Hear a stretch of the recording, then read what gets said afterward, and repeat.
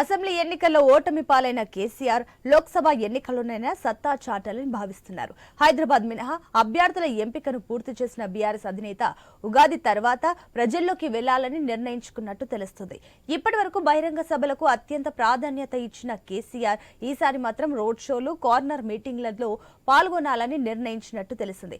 మొత్తం 17 నియోజకవర్గాలను చుట్టేయాలని కేసీఆర్ భావిస్తున్నారు. ఇందుకోసం తగిన ప్రణాళికలను సిద్ధం చేస్తున్నారు.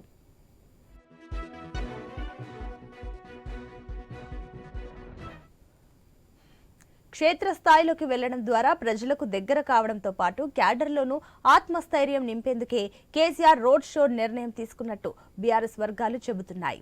17 లోక్సభ స్థానాలకు గాను 16 స్థానాలకు అభ్యర్థులను ప్రకటించిన కేసీఆర్ హైదరాబాద్ స్థానాన్ని పెండింగ్ లో పెట్టారు.